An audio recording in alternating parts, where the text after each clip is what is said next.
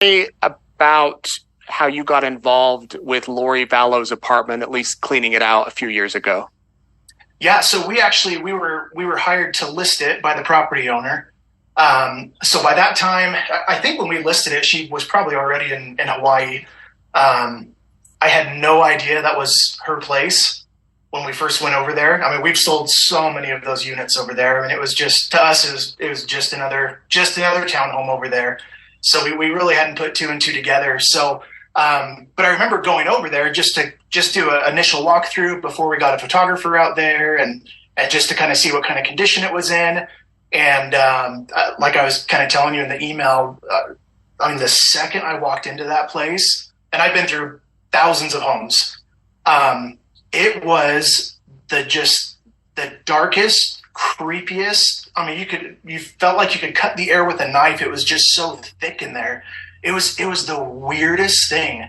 And I remember walking in, I'm like, this is weird. Like, I have never felt this way when walking into a house. And I remember just like turning on lights, trying to get it, and it almost felt like nothing would brighten that place up. It was bizarre. It was like the weirdest thing. Did you know that the house was associated to them? You didn't? Had no idea. Oh, wow. Yeah. So, and I remember just kind of walking through the house and, taking a look at everything. And the house was spotless. They must have hired a cleaner or something to come through.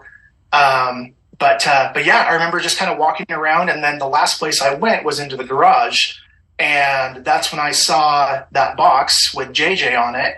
And then all of a sudden it just kind of dawned on me. I'm like, no way. This can't be the place. So, but anyway, yeah, I sent you those pictures. Yeah. So it was that cardboard little house that he was, cutting out, had his name on it. And there's probably 4 or 5 other boxes behind that. And they all had, JJ's name on it. Oh, wow. And then it kind of dawned on me, well, when I walked in, the front door jamb was broken. So, because I don't remember if they had to bust in her door. They did. Yeah. They talked about that in court, that it was a no lock warrant. So do you remember, Rick, what month this was? Yeah, it was January 2020. 2020. Okay. Mm-hmm. So was the townhome empty? Was like everything out of it? Everything was out of it except for those boxes. Wow. So did you think much of those boxes until when you heard about the testimony today? No, I'd kind of forgotten about it. Yeah. And then when I was reading through that, as soon as I read that, I stopped reading there, and I need to go get caught back up. But I'm like, oh my gosh, I think that's the box that I saw. So back to the house as you're walking through. I mean, it's a newer apartment complex. I mean, it's not like it's an old apartment, but you're saying just the second you walked in, it didn't feel right.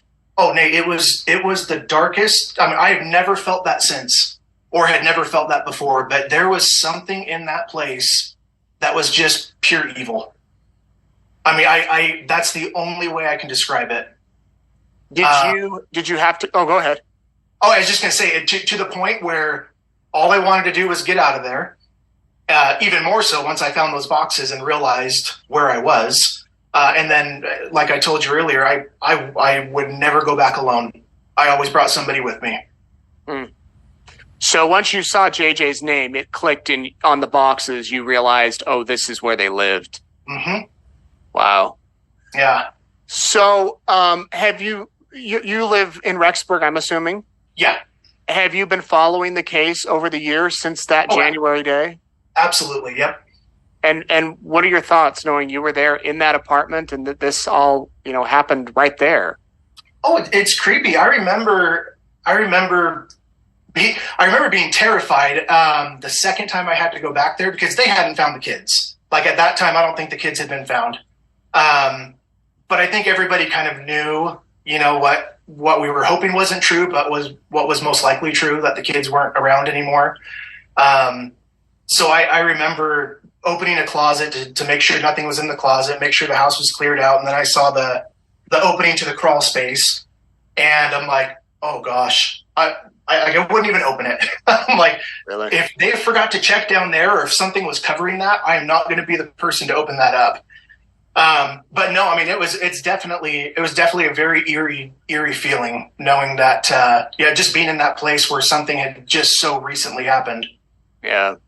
Yeah. Especially when that box could have been one of the last things JJ played with because, David Warwick testified that he was there the day before I think JJ was last seen. And then who knows, they must have just moved it out into the garage and tucked it away thinking it wasn't anything. Right. Yeah. Yeah. It's really interesting that they took everything else except those boxes. Yeah. Well, I appreciate you reaching out, Rick. And I think people are fascinated by it. It creates a whole new, connection, I guess, to actually see the box. I mean, it might seem like a minor thing, but those of us with kids know that they like to be creative and play, and that shows another thing that he was being a kid. Yeah, and it made it all that much more real. Sure. Just to see something that little kid was playing with. I mean, it's the same thing my kids